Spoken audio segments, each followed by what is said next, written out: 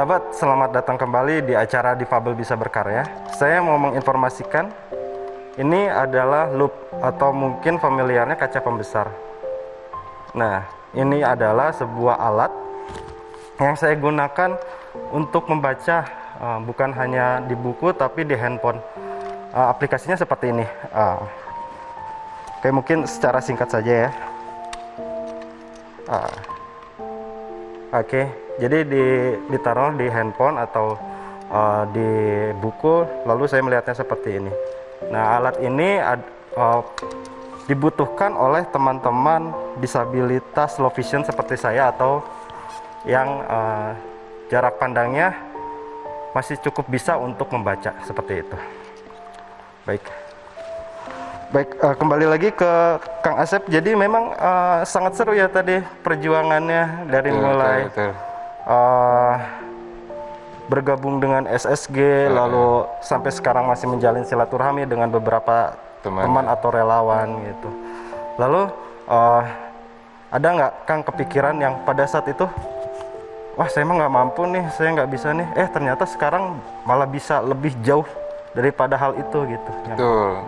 Ya dulu sempat aduh apa nih yang bisa saya lakukan gitu kan dengan keterbatasan ini.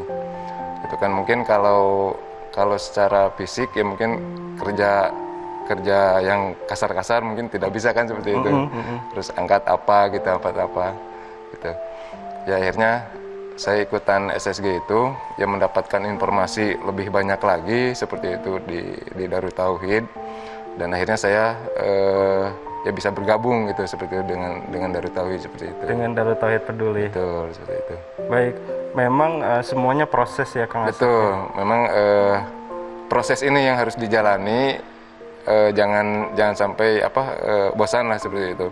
Karena dengan proses yang kita hadapi itu mungkin nanti akan mendapatkan hasil yang maksimal seperti itu. Jangan sampai mengeluh untuk menghadapi proses seperti itu. Apapun proses yang terjadi, jalani aja seperti itu. Gitu. Pernah nggak ada momentum ketika sudah di posisi seperti ini gitu? Wah, kayaknya kalau misalnya saya nggak disabilitas daksa, kayaknya saya bisa melakukan ini. Pernah nggak terbesit ada? Enggak. Itu? Saya terima. Kalau misalkan saya bisa lakukan dengan keterbatasan fisik saya ini, ya saya lakukan. Tetap kalau ya? Misalnya betul seperti itu. Gitu. Tapi ya kalau misalkan saya nggak bisa lakukan, ya saya nggak lakukan, gitu kan. Karena kan ya menimbang fisik juga kalau misalkan ke fisik seperti itu. Gitu. Mindset apa sih Kang yang Akang pegang sampai bisa sekuat ini gitu? Kalau sekarang ya Allah menciptakan makhluknya itu sudah dengan sempurna seperti itu. Gitu. Mungkin dari pandangan manusia beda lagi, tapi kalau misalkan kita merujuknya ke sana, ya ke Allah, ya mungkin tidak akan sama dengan pandangan manusia seperti itu. Gitu. Jadi ada mindset di mana Allah pasti menciptakan manusia dengan kelebihan dan kekurangannya seperti itu ya. Nah itu mindset yang dipegang sama Kang Asep. Betul. Seperti itu. Masya Allah. Teman-teman kita bisa sama-sama belajar dari poin itu ya. Dimana jangan pernah berpikir tidak mampu, berusaha dulu. Betul. Dan Allah pasti menciptakan. Betul, seperti itu. Masya Allah. Nanti hasilnya serahkan aja kepada Allah. Nah terkait hasil serahkan kepada Allah. Pernah nggak Pak diterpa cobaan yang sangat besar gitu, yang sampai wah kok gini-gini banget ya gitu? Kalau sempat kepikir itu sewaktu masih dulu lah seperti ya pas keluar sekolah ya belum dapat kerja seperti itu. Itu sempat kepikiran seperti itu. Itu berapa tahun Pak tidak bekerjanya? Saya itu dari keluar SMA itu 97 sampai saya baru gabung ke DT Peduli itu 2006. Gitu. Itu rentan waktunya gitu seperti itu. Cukup lama ya, cukup panjang ya. Itu. Berarti sempat mengikuti beberapa komunitas disabilitas atau seperti apa Pak? Kalau dulu saya sempat di Pajajaran juga. Cuma tidak lama seperti itu. Karena kan dulu ya istilahnya sih tidak ada biaya lah kalau untuk transportasinya seperti itu. Walaupun memang dekat sih dari rumah seperti itu. Tapi tetap kan harus pakai angkot bolak-balik seperti itulah. Lalu ada pembelajaran apa yang Bapak dapatkan di sana? Karena kan mungkin ketika ke sana banyak sekali ragam disabilitas ya. Betul. Di sana banyak rekan disabilitas ya, mungkin yang kalau dibilang lebih dari saya seperti itu. Tapi mereka bisa melakukan sesuatu yang luar biasa seperti itu. Mereka bisa pakai motor gitu kan. Dulu saya belum pakai motor dulu. Terus ya menjadi atlet seperti itu kan, sampai juara 1 gitu kan, banyak yang seperti itu. Gitu seperti itu. Ya luar biasa untuk teman-teman disabilitas di Pajajaran seperti itu. Banyak memberikan nilai yang berharga buat Masya saya Allah, seperti itu. Masya Allah. Jadi Kang Asep ini sahabat beliau itu menggunakan sepeda motor yang dimodif ya Pak? Betul, seperti itu. Sepeda motor yang dimodif, rodanya ada berapa Pak? Roda 3. Roda 3? Betul, Di belakangnya 2, di depan 1. Itu apa sih, ada momen apa yang akhirnya, wah ini saya harus menggunakan motor nih untuk mobilitas saya? Betul. Nah, kalau dulu memang tidak sempat kepikiran ya kalau untuk punya motor nih, uang dari mana gitu Karena kan. bingung juga ya Pak Betul. ya, terkait dengan keadaan fisik betul. gitu ya. Terus saya seperti ini gitu. Nah, cuma saya ada dorongan ya dari teman-teman di kerjaan juga seperti itu. Saya sudah kerja dulu.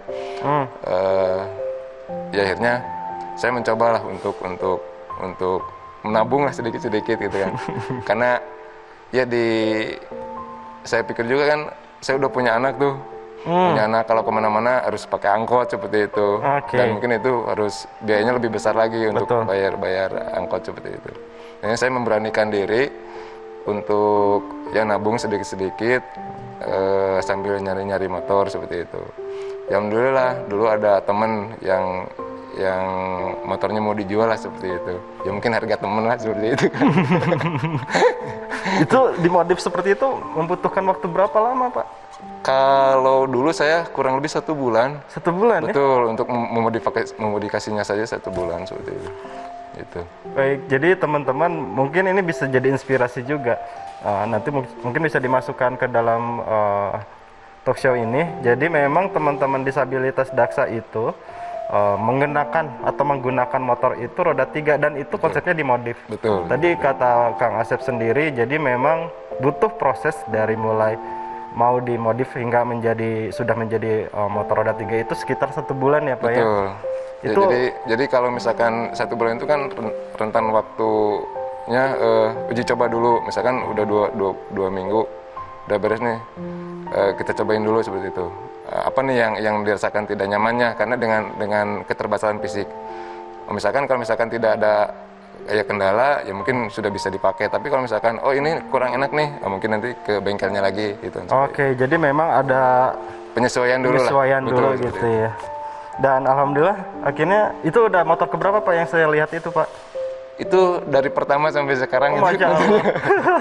Awet ya Pak ya? Alhamdulillah. Masya Allah. Jadi teman-teman di depan sini sudah terparkir motor roda 3 itu yang buah perjuangan dari Kang Asep. Dan hingga akhirnya hari ini bekerja di Darut Tauhid sebagai apa Pak?